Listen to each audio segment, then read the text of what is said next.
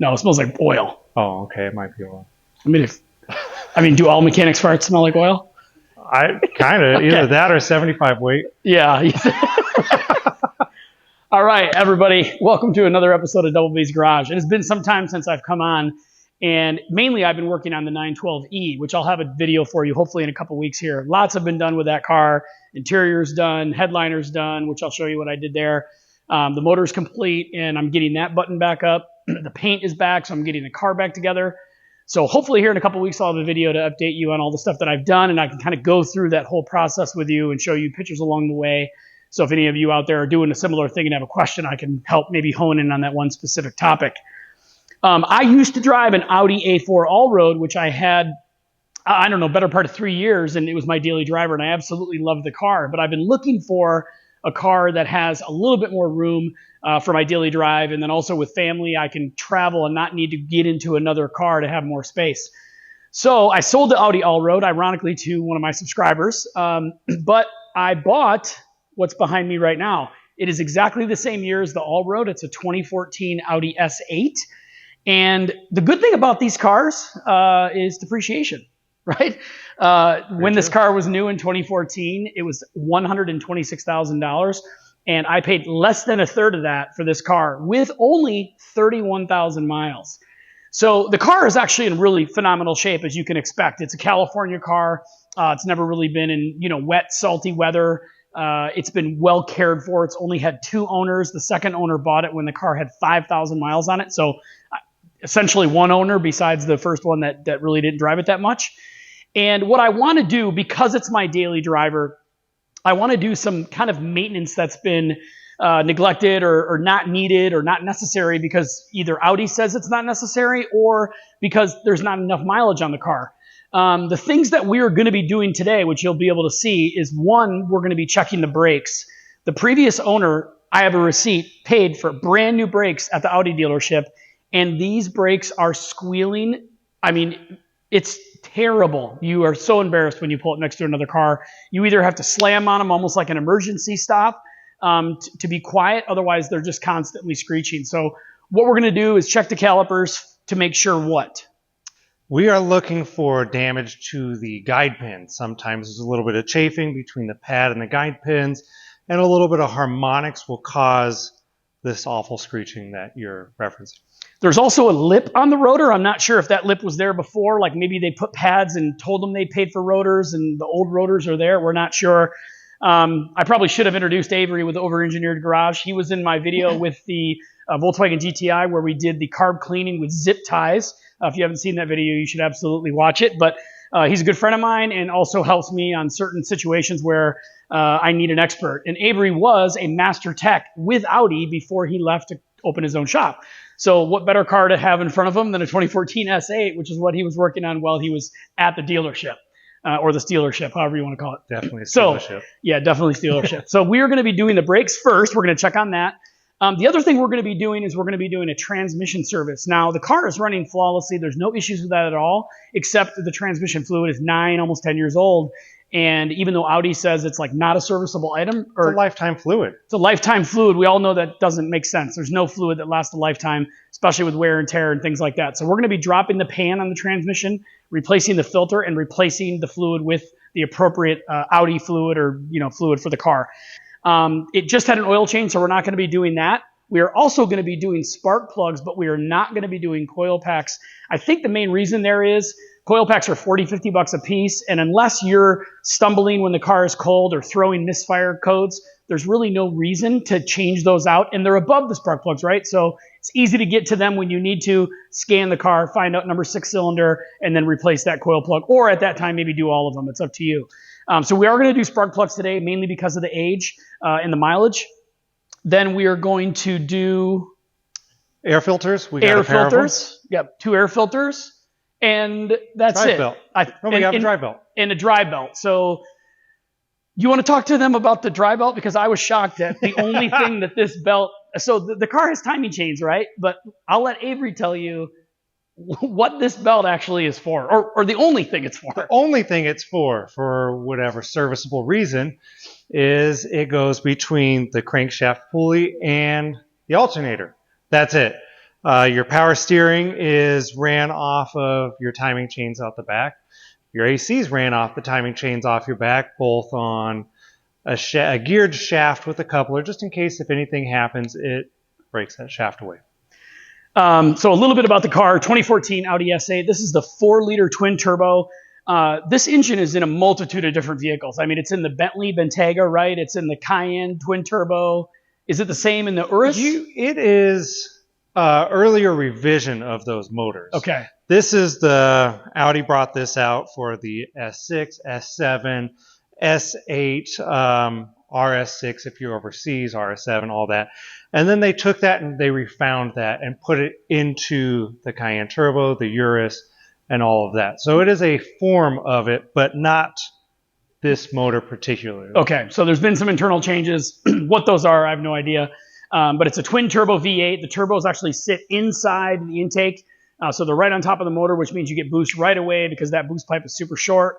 They've proven to be a really great car and very reliable. And that's why when I saw the price and the mileage, I figured, you know what, this will be a great daily driver and I won't really feel terrible about putting a ton of miles on it. So the first thing we're going to do is get the car in the air. We'll take the wheels off. We'll probably at the same time drain the transmission and get that going so we can get that down to a cooler level. Yep, get it to a cooler level. I did park the car here overnight, but I want to make sure, you know, when we're taking the pan off, having that empty will be very, very helpful for us so that we can get the pan off with not too messy. The other benefit is you'll see, I'll show you some video of all the product that we have. The gasket is like a metal gasket with almost like a neoprene ring or whatever embossed into the gasket. So it's not something where you're using like RTV sealant and you got to wait 24 hours for it to cure. None of that. Super simple. You put the gasket on, change the filter, and I can drive it for many miles knowing that that had been done, you know, even though the car is almost 10 years old. So without further ado, we're going to get after it. I hope you guys like what you see today. If you do like what you see, please click subscribe, hit your notification buttons, and like this video. Hopefully it'll be helpful to those out there who are actually working on. I don't know how many people are working on their own S8s, but in any case, this will be similar to an S6 or any of those other cars that share the same motor.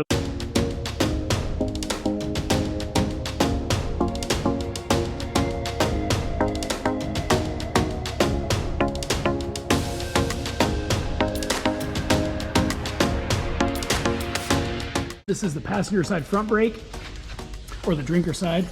They're 21 millimeter bolts that we need to remove for the calipers. I thought it was actually these right here, but Avery informed me that those are not what we need. We need the 21s that are on the back of the spindle. So we'll loosen the 21s up, we'll get the caliper off, we'll hang the caliper, and then at that point, we'll be able to access the pads, remove the pads, and then get a better idea for what those look like. These are massive brakes. I think they're 360 millimeter rotors. Way more harder than I can count. I think the factory A8s are 340. So these are 20 millimeters bigger. But there's a lip here, which I don't know if that's what's causing it, but it's just something that on brand new brakes you wouldn't think you would see.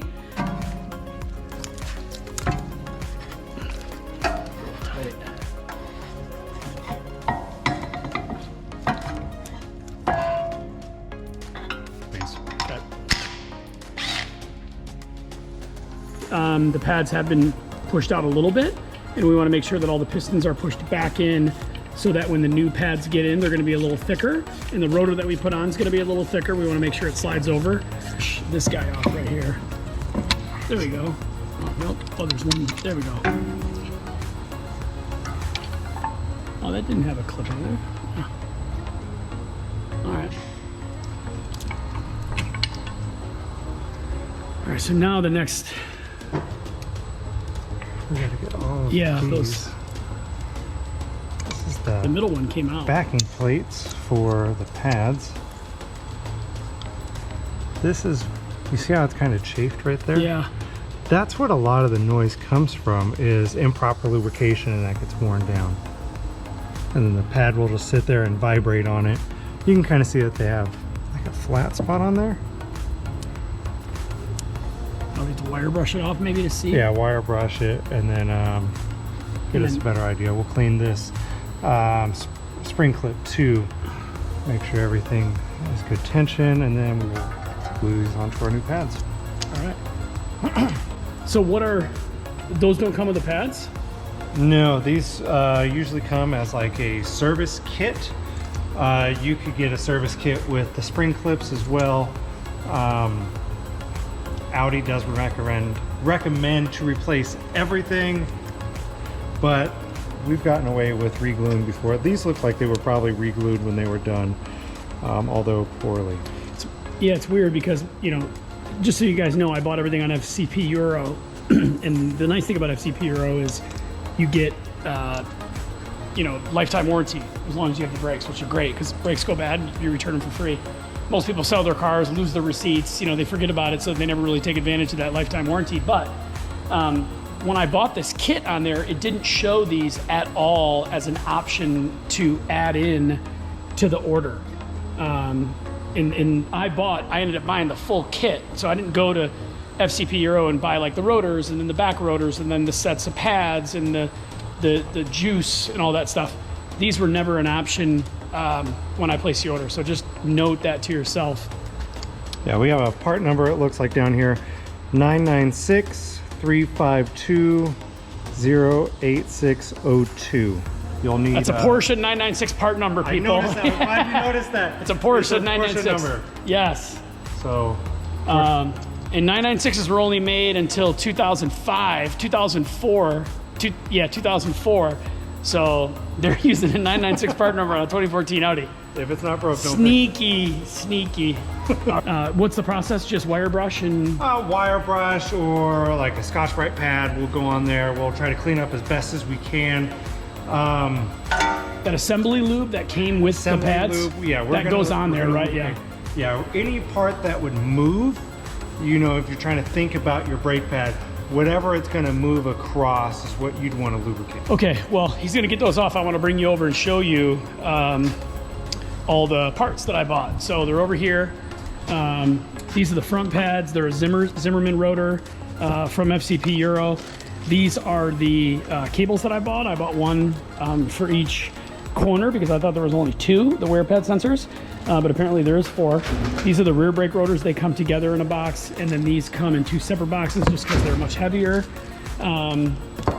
This right here is the antifreeze that we're going to be doing, the Row AN13. This is the antifreeze that he got, which is recommended for the Audis. These are the two air filters.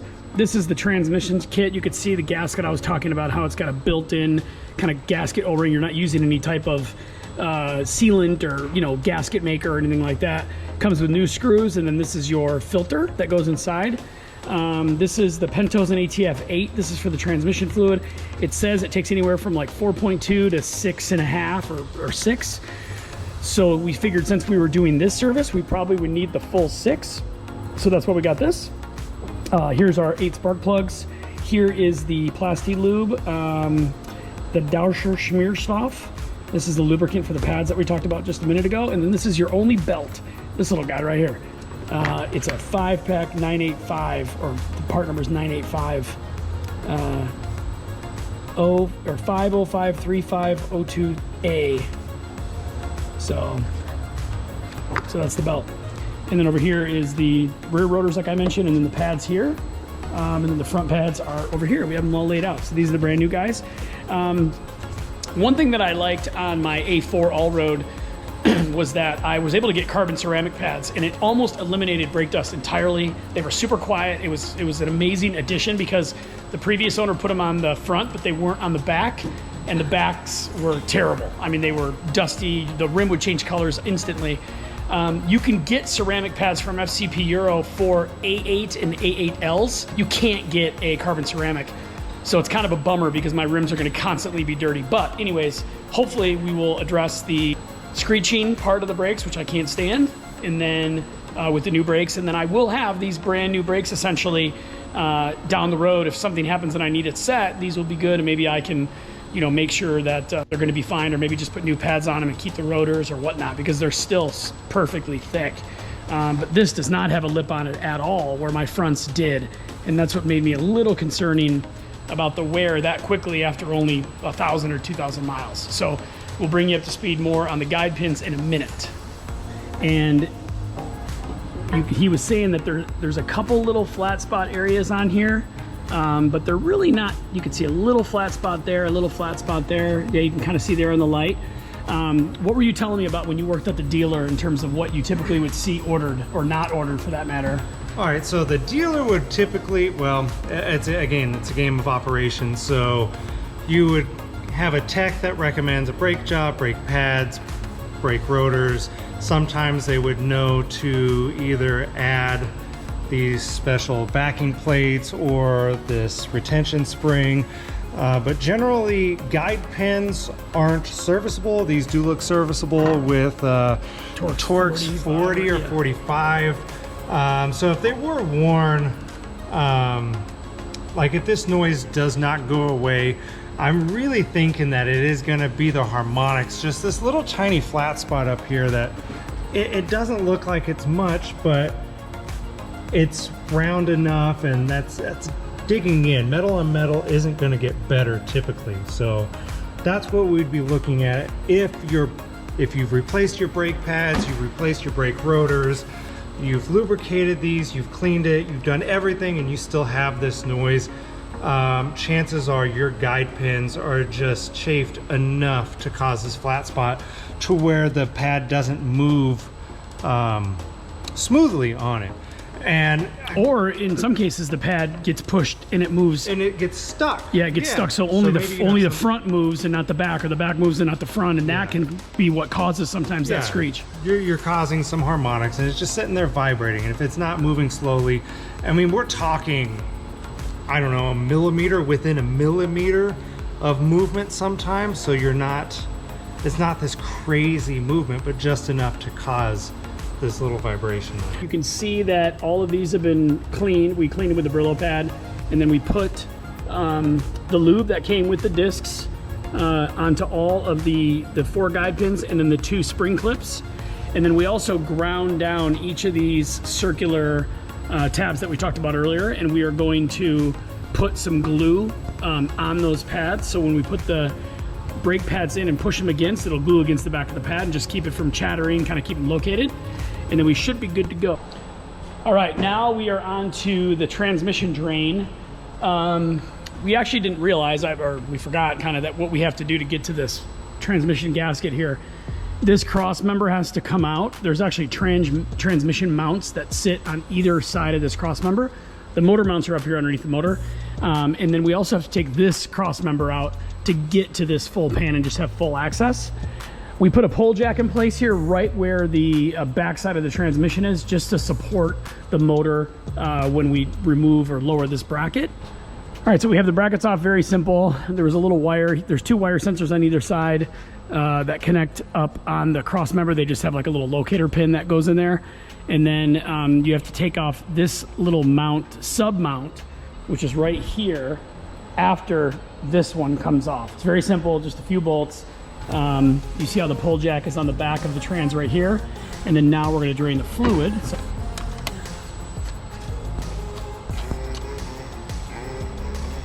actually looks really good. Not that we would expect it not to be. No, it smells nice too. But it's 9 years old, so. Otherwise, everything under here, as expected, would look very, very clean, which this one does. So this will just drain for a couple minutes. We will take off all of these Torx bits. They look like 35s or 30s or something. 30. We'll take all these off all around, drain it, clean it up, gasket back on. Inside there's a filter. We'll pop the filter off, put the filter back on. It's just a pull down and pop on, right? Either that, or there may be one or like locator screw. Yeah, they're on the other. But it's really not hard. We could check right here. I guess we can open this up too. Guess someone else could. There you go.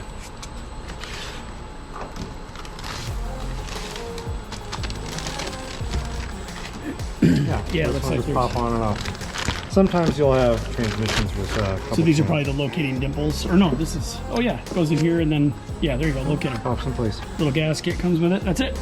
And then here's the gasket here and gives you new nuts as well, or new bolts. Yep. Perfect, okay.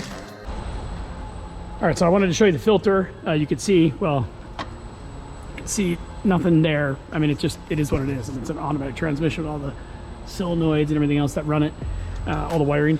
This is the top side of this is the filter that would go up, like the one we showed you. This is the bottom side of it, and Avery was saying these are the magnets actually, and he'll run his finger across there. It may seem out of the ordinary to see a little bit of metal here, but this is actually a normal amount of metal particles that you would see just from wear. Just normal wear and tear, metal on metal. You got clutch packs, you got exactly. Yeah. So there's just nothing to be concerned about if you're doing this repair for yourself and you come across a little bit of metal shavings in here. And remember, 31,000 mile car, 9 years old, age really doesn't have any effect on this. It's more about just usage. Yep. Right, so we have Avery here, and Avery is gonna give us a brief description of kind of what we're gonna do and the steps we're gonna take that you'll see in this time lapse on us gaining access to the air filters, to change those out, which there's also another benefit, and then the plugs. So, Avery? Cool.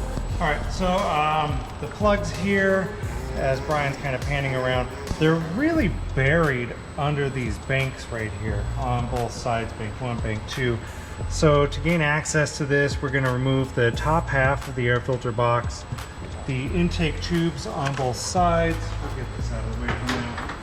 And you can kind of see down in here, we need to remove this whole bank of electrical connectors, grounds, vacuum tubes, because you can't even see the coil packs. The coil packs are buried under here. So we'll show you more as it goes, but yeah, we're going to remove the air boxes here with the various Torx 30s around here, get these strut bars out of here, and yeah, a lot of little tedious stuff. Do we have to remove this as well to get to these other bolts? Yes. Okay. Yeah. Just clipped in. Oh, that's easy. All right, there we go. 13.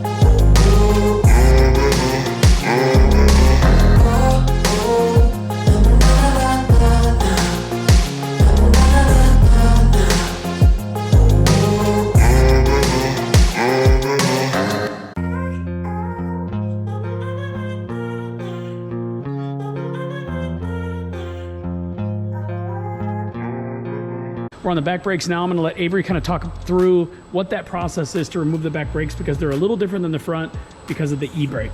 Avery? Correct.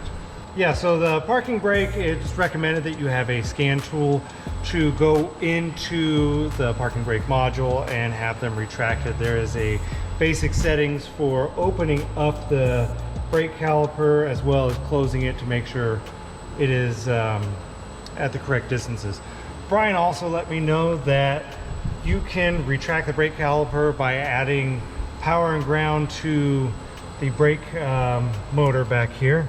We'll unplug this. This is the plug for it. But in here you would have 2 jumper wires, and power ground one way would retract the piston, power ground the opposite way would allow it to push back out. But safest way to do this to not mess it up is to use a factory or aftermarket scan tool.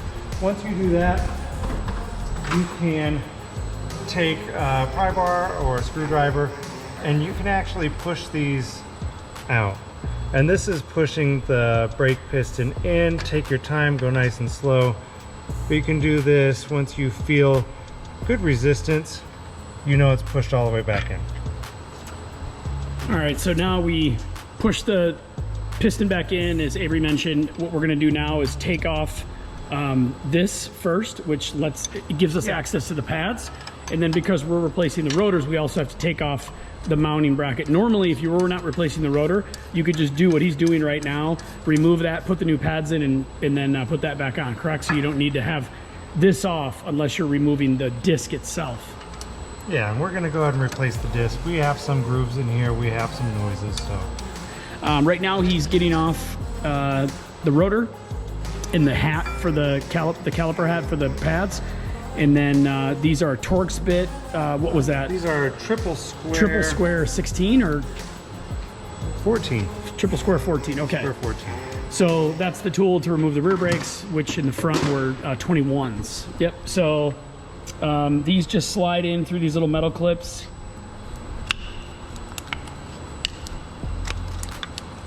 And then we keep the metal clips, we'll clean those up, and that's where we would apply it. May have new clips too. Yeah. But otherwise, yeah, you would wire brush this and then add your lubricants just to the side. All right, so back brakes are done. I'll walk you over and give you well, actually, we put the tires back on, but they were really easy to do. The guide pins slide out the back, and these guide pins right here, they give you new bolts for these in the kit.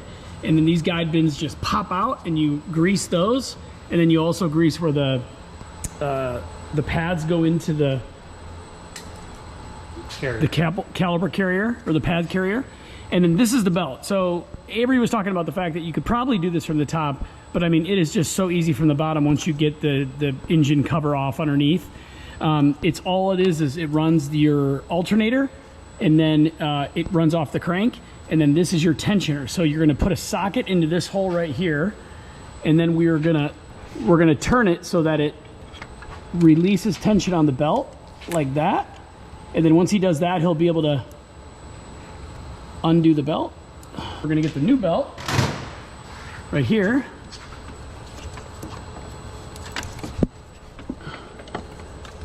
Get this up through the top. All right. Hold on one second, let me pop this off. That way you can go on the crank. Okay, there we go.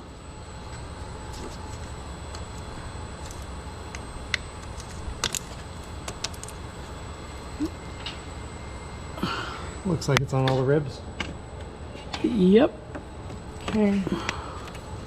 It's on all the ribs there. Yep. It's in between these two spacers, and it's on all the ribs there. Yep. And that's it. Very new difficult. belt. Very difficult. Super difficult. Expert level 10. But no, this is done. That's it.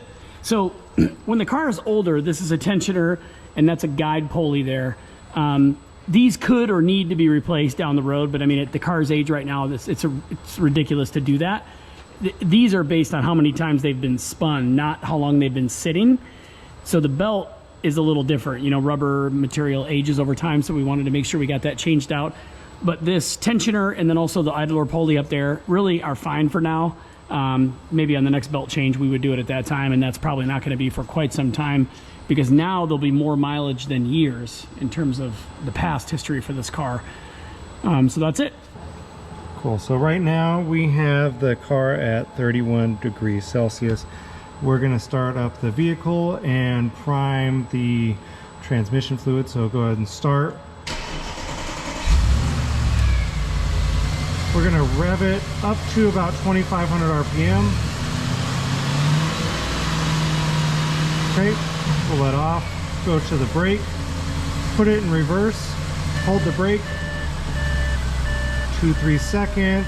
Now shift to drive, hold the brake still, 2-3 seconds. We're gonna go back to reverse, go back to park, do reverse, do drive, then we're going to go back to park. And that's the procedure to kind of fill anything that may have drained out. So we're at 32 degrees right now. We need to get it back up in the air before 35. We're going to leave the car running, and then we'll show you how to check the level. We're using this to fill. You put air pressure to it, and then you just regulate how much pressure is going through the hose. And then they have fittings that will actually thread into the transmission, but we're just using the little L shape, kind of, you put it in there, hook it in, and then you can fill that way. All right, so the car's running. We got everything off. I'm gonna take this light. Everything's running, new belt. Everything looks good there. Got all these wires clamped back on here. These wires zip tied back on. They were on there when you take off the thing. And now we're going to, I'll come around.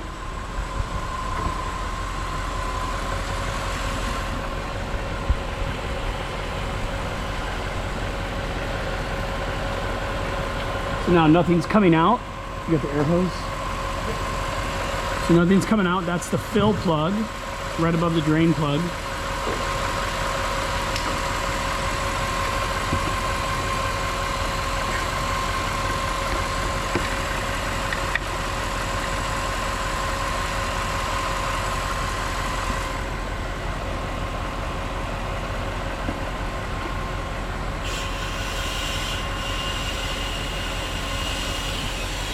So that's the device I was telling you about.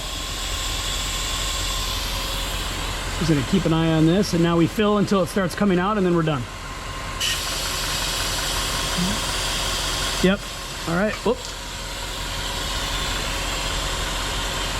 All right. So we were right there. Yeah, we were. So really, it needed about 5. I mean, we just put a little bit in there, and it was. Should we let it drain now, or? Yeah. So okay. We are at 36 degrees. So we're at 36 degrees right now. So, and we want to be between 36 and 42. 36, 40, 45. It's not over 45 for sure. Not over 45 for sure. Okay. You know, some people live in a hot climate and their car may start at 40. Yep. All right. But yeah, this is pretty much the drift we're looking for. Some people will say a dribble, but I feel like about a Sharpie width is a good watch the exhaust level.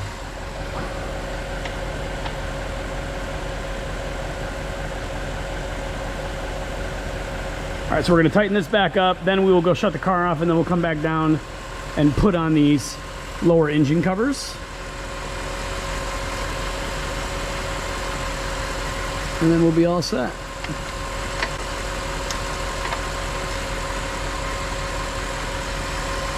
Guten tight. Got it done. All right. Yeah.